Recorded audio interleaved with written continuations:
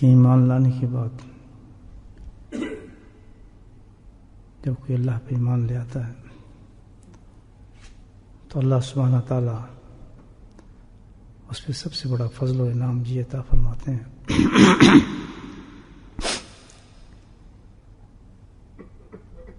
کہ اس کی ہر چیز کے خود ذمہ دار ہو جاتے ہیں اللہ تعالیٰ. اس کی ہر چیز پر اللہ تعالیٰ رہنمائی فرماتے ہیں، ہر ایک بری چیز کو اس کو بتاتے ہیں، ہر اچھی اور نیک چیز کو اللہ تعالیٰ عطا فرماتے ہیں، اور ایک ایک سانس پر اللہ سبحانہ تعالیٰ اس کی رہنمائی فرماتے ہیں. گویا کہ ایمان لانے کے بعد انسان اللہ سبحانہ تعالیٰ اس بندے کا مکمل ذمہ لے لیتے ہیں، اس شخص مکمل ذمہ لے لیتے ہیں. کتنی بڑی بات ہے.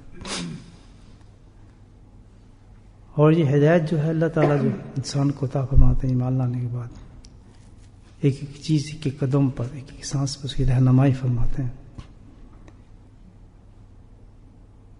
اس چیز کا نام جو ہے وہ احکامات خداوندی ہے، جس کو شریعت کہا جاتا ہے.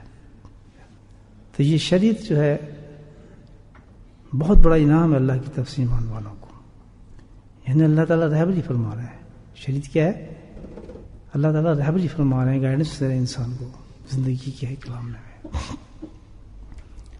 تو مومن کی زندگی ایسی ہے کہ اس کا کوئی فیصلہ بھی زندگی کا جو ہے خود اپنا نہیں ہوتا. کتنی بڑی بات ہے. کوئی فیصلہ بھی زندگی کا ہوا، جیسے ہماری زندگی میں ہزاروں اتار چڑھاؤ ہے، لڑائیاں بھی ہیں، جھگڑے بھی ہیں، دوستی بھی ہیں، معاملات بھی ہیں، رشتہ دار بھی ہیں، کاروبار بھی ہے، تجارت بھی ہے، معاشرت بھی ہے، معاملات بھی ہیں، ساری چیزیں. تو کوئی چیز بھی ایسی نہیں ہے جس میں ایک مومن کے لیے اس میں اللہ تعالیٰ رہنمائی نہ فرمائے. دو فیصلے ہیں، ایک یہ کہ بھی ہم اپنی مرضی سے کرتے رہیں، ایک وہ کہ اللہ تعالیٰ کہے نہیں ایسا نہ کرو ایسا کرو. اس ایسا کرنے کا نام ہے وہ شریعت ہے. اس کو شریعت کہا جاتا ہے. کام خدا کی دو صورتوں میں اللہ تعالیٰ انسان مومن کو دیتے ہیں. ایک تو قرآنی شکل ہے پوری ہمارے پاس، اور دوسری جو احادیث نبوی صلی اللہ علیہ وسلم موجود ہیں. جو مرکز اور محور ہے ہماری زندگی کا وہ ایک ہی چیز ہے، وہ کیا ہے؟ احکامات خداوندی سے رجوع کرنا، ان سے پوچھنا.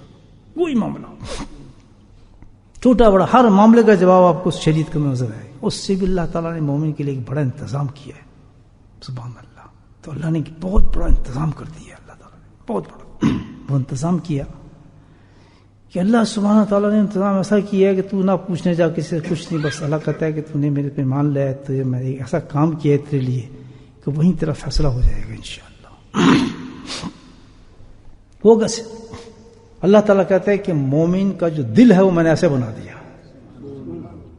مومن کے قلب کو ایمان لانے کے بعد میں نے اس کو ایسا بنا دیا ہے، اتنا شفاف و صاف، اتنا نورانی ہے وہ قلب مومن کا، اتنا زبردست بنا دیا ہے کہ جس وقت وہ کوئی بھی غیر شرعی فیصلہ قبول کر رہا ہوگا تو اس کا دل جو ہے ایک دم کھٹکنا شروع ہو جائے گا. بولیں سبحان اللہ. کتنی بڑی بات ہے. دل اس کو قبول ہی نہیں کرے گا. دل قبول نہیں کرے گا. نہیں یار نہیں، تردد آ جائے گا. کیا کرنا، زور لگ رہا ہے اس کو یار اس میں تیرا فائدہ ہے، لیکن دل جو ہوگا اس کا کھٹکے ہی رہے گا، مزہ اس کو نہیں آئے.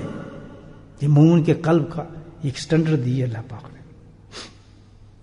اس کو پوچھنے کی ضرورت ہی نہیں، رجوع کرنے. پہلی چیز اللہ نے کہتا ہے میں نے ایک ایسی چیز تیرے اندر ڈال دی کہ تیرا دل تجھے برائی کی طرف ایکسیپٹ کرنے کا موقع ہی نہیں دے گا، تو خود تیرا دل جو ہوگا وہ اندر سے کھٹکتا رہے گا.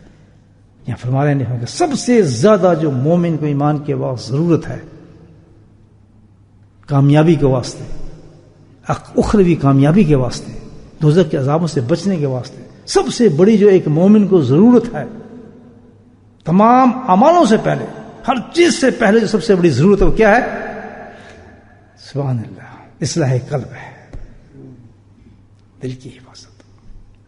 جس کا دل بنا رہے گا الحمدللہ، دل صاف و ستھرا رہے گا، دل نورانی رہے گا، اس پہ وہ کوشش کرتا رہے گا، دل کو اس نے پہ کسی قسم کے وبال نہیں آنے دے گا، صفائی کی مکمل کرتا رہے گا، اللہ کے نبی اشارہ فرماتے ہیں اس حدیث میں انشاءاللہ اس کی زندگی کا ہر فیصلہ جو ہوگا وہ شریعت کے مطابق ہوگا۔